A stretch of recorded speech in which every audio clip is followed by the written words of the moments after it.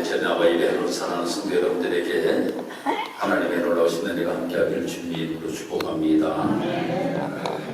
저 주일에 16장의 말씀을 통하여서 우리가 함께 말씀을 나누고, 오늘은 17장 말씀으로 함께 말씀을 나누고, 다음 주는 18장까지 시리즈로 말씀을 전하려고 합니다. 전주에는 원망과 불평을 넘어 은혜로 라고 하는 제목으로 우리가 함께 말씀을 나누었고, 오늘은 그 은혜를 넘어 믿음으로 라고 하는 제목으로 말씀을 함께 나눌 것이고, 다음 주에는 믿음을 넘어 행동으로 라고 하는 이러한 제목을 가지고 말씀을 함께 나누려고 합니다. 성도 여러분들, 우리가 삶을 살아가면서 그래도 신앙생활을 좀 하셨다라고 하는 분들 은혜 받은 적이 있습니까? 없습니까? 잘 물어볼 때 잘 대답하세요. 은혜 받은 적이 있습니까? 없습니까? 있지요. 그래요. 하나님의 은혜에 대하여서 감사하는 적이 참으로 많이 있었습니다. 내가 몸이 너무나도 아팠어요. 내 몸이 너무나도 아팠는데 정말로 하나님께서 치유해 주셨어요. 그러면 하나님 감사합니다. 주님께서 내 아픈 모든 부분들을 전부 다 치유해 주셨습니다. 앞길이 너무나도 캄캄하게 막혀 있을 때가 있었지요. 우리가 삶을 살아오면서 이렇게 너무나도 캄캄하게 막힌 담이 나에게 있었는데, 그 담이 확 무너지는 은혜를 우리가 경험하였어요. 이러한 은혜를 우리가 경험하고 나면 하나님 감사합니다. 하나님이 도우셨습니다. 하나님 은혜입니다. 이 고백을 우리가 하였다라고 하는 겁니다. 그런데 시간이 좀 지나면 문제야.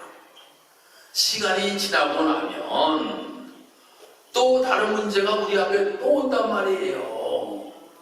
그 모든 은혜를 전부 다 경험하였음에도 불구하고 또 문제가 우리 앞에 놓이게 된다라고 하는 겁니다. 그러면 원망하고 불평합니다. 아니 이거 뭐야? 왜 이렇게 나한테는 어려운 일들만 많이 생기는 거야? 너무 힘들어. 아이고 죽고 싶어. 라고 이렇게 원망을 하면서 삶을 살아갈 때가 많이 있다라고 하는 겁니다.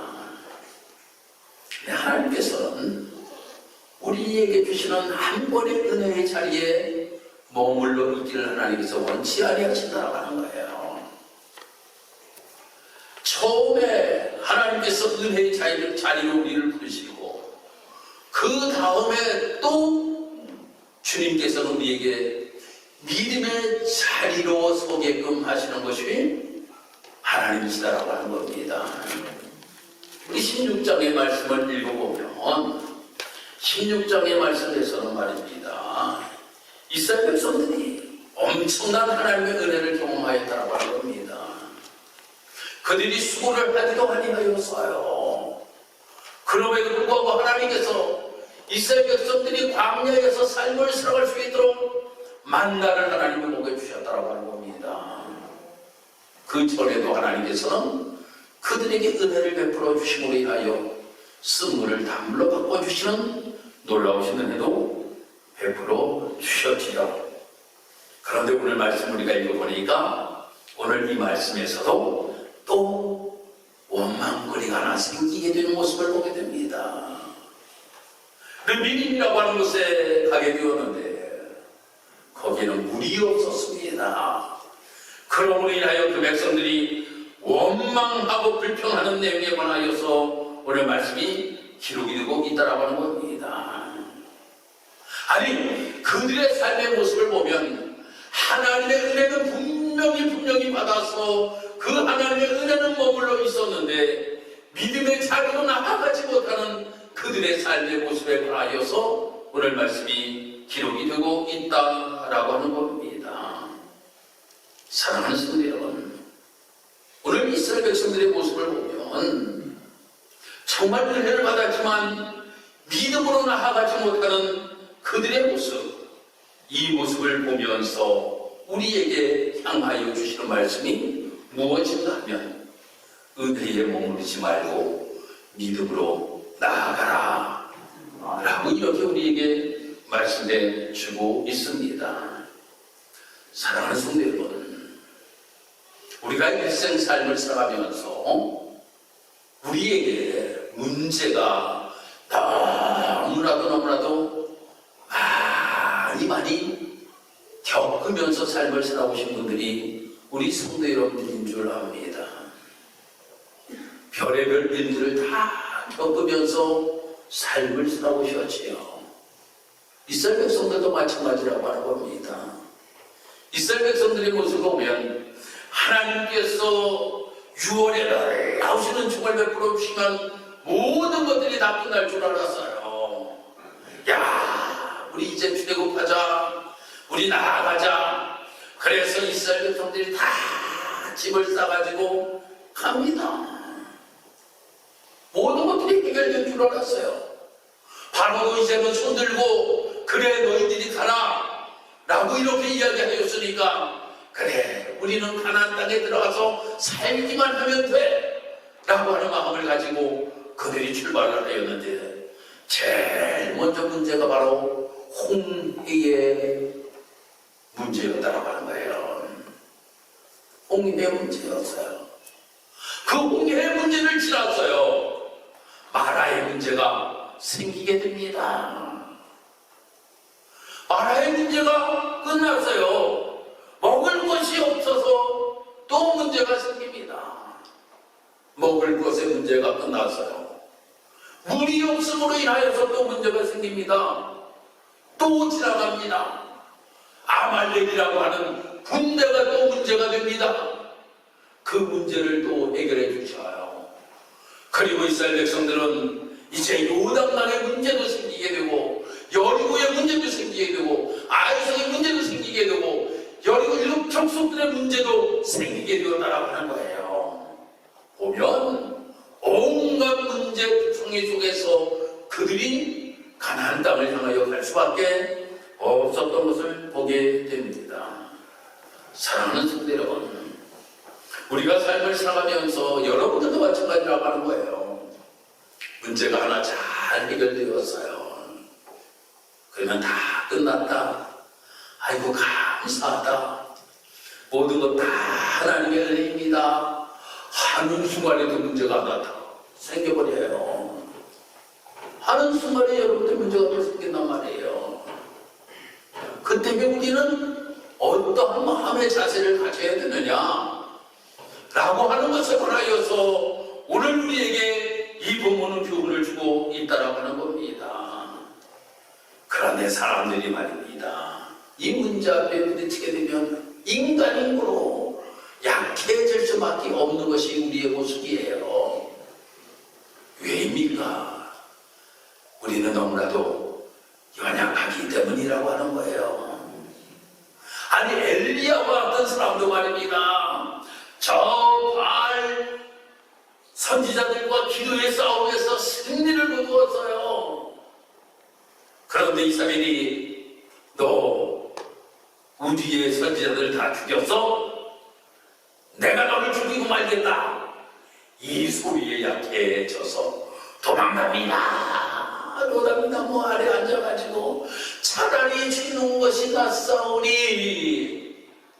엘리야도 그렇게 이야기하였다니까요. 엘리야도 그렇게 이야기하였어. 그러니 엘리야와 같은 사람도 차라리 죽는 것이 낫사오니 라고 이야기하였는데 왜 우리가 그러한 고백을 하지 아니하겠습니까? 사랑하는 성도 여러분, 그런데 말입니다.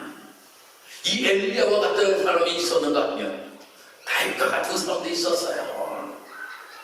다윗과 같은 사람은 어떻게 고백하였는가 하면 골리앗과 딱 마주쳤잖아요.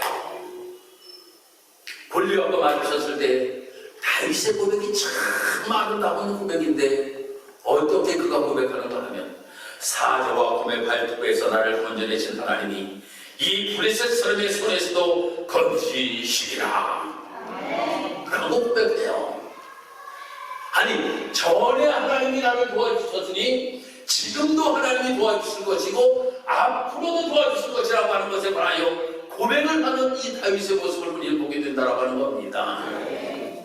이것이 믿음의 자리로 나아가는 성도의 모습이 되어야 된다고 하는 거예요.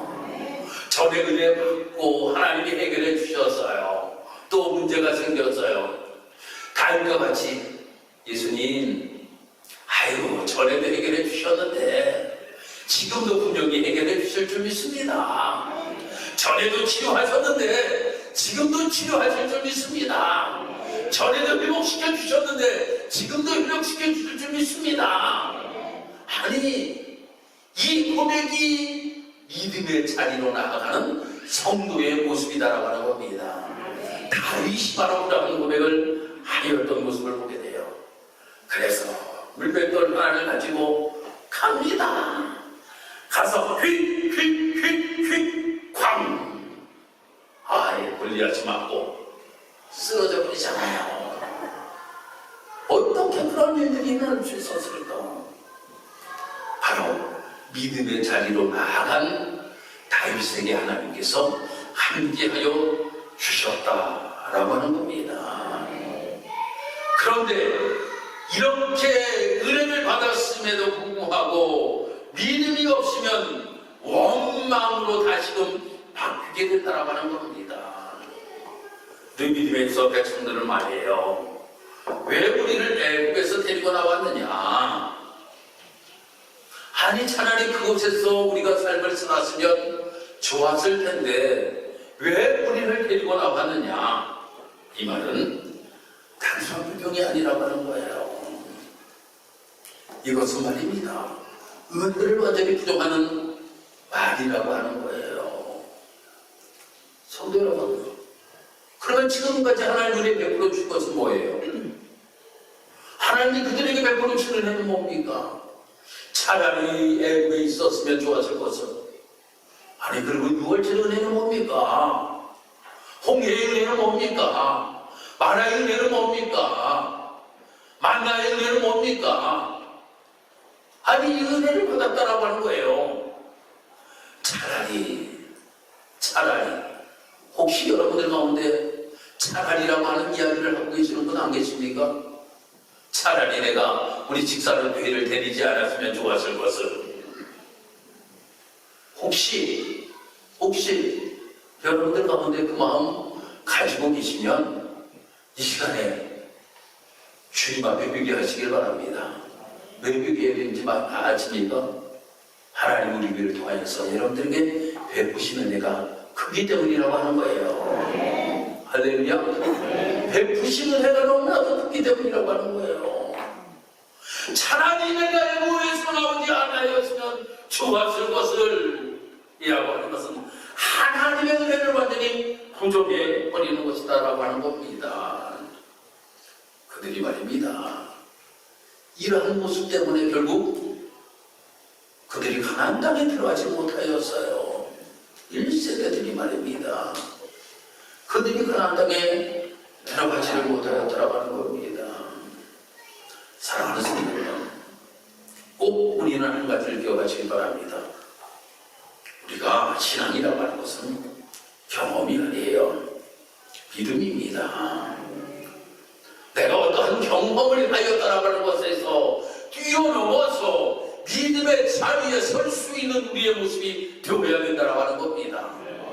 예전에 내가 받았던 은혜, 기억만 하면서 내가 삶을 살아가는 모습이 되지 말고 그 은혜를 지금 나의 삶 속에서 적용하고 지금도 그 놀라우신 은혜를 나에게 베푸신다라고 하는 것을 믿고 앞으로 나아갈 수 있는 우리의 삶의 모습이 되어야 된다고 하는 겁니다. 이것이 바로 은혜의 자리에서 믿음의 자리로 나아가는 하는 성도들의 삶의 모습이라고 하는 겁니다. 사랑하는 성도 여러분, 왜 인기 왔습니까?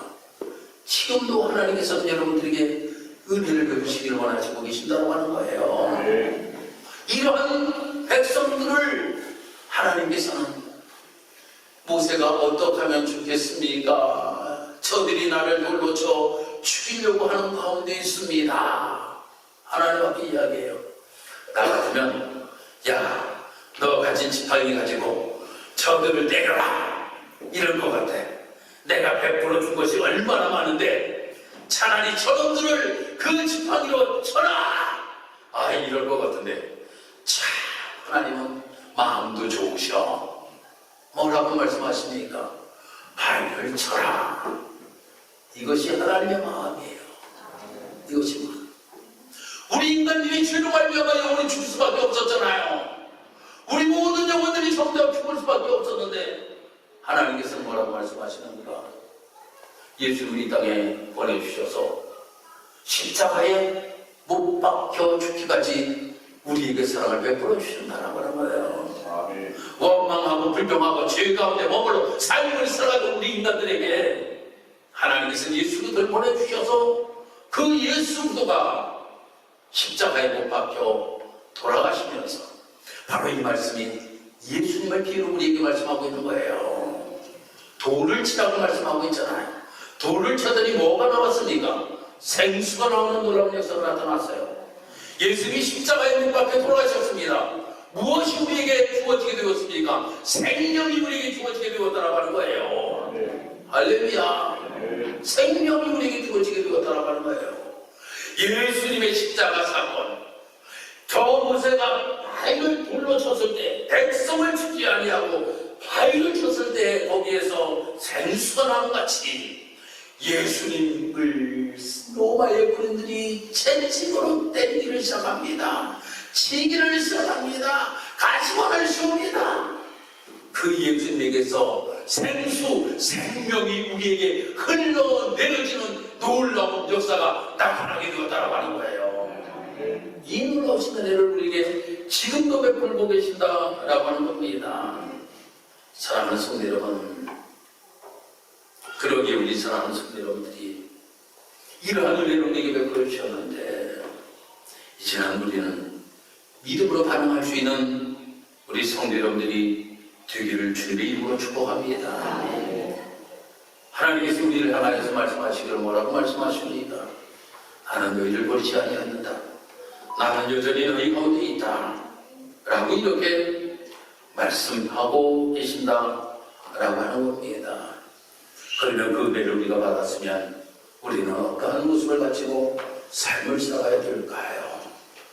바로 예수님께서 10명의 남은 자들을 예수님께서 고쳐주셨을 때 한 사람이 예수님에게 무릎 꿇고 감사하였던 모습과 같이 우리가 이 모습을 가지고 삶을 살아갈 수 있는 우리의 모습이 되기를 주님께서 원하시고 계신다라고 하는 겁니다.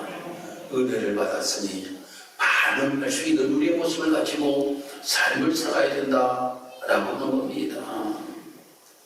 사랑하는 성도 여러분, 정말 우리가 삶을 살아가면서 믿음이라고 하는 것은 말입니다. 상황이 아니라 하나님을 볼 수 있는 우리의 모습이 되어야 된다고 하는 겁니다. 무믿음의 상황은 분명히 절망적인 상황이었어요. 물이 없습니다. 광야입니다. 생존의 위험을 받습니다. 그러나 믿음은 상황을 보는 것이 아니라 하나님을 보았다라고 하는 겁니다. 아까 말씀드렸지만 다윗과 골리앗의 싸움에서 볼 때에 사람들은 누구를 보았습니까? 골리앗을 보았어요. 문제없더라고 하는 겁니다. 어떻게 저 거인을, 저 장군을 우리가 어떻게 이길 수 있었겠냐? 이거 어떻게 우리가 이길 수 있느냐? 골리앗을 보았어요.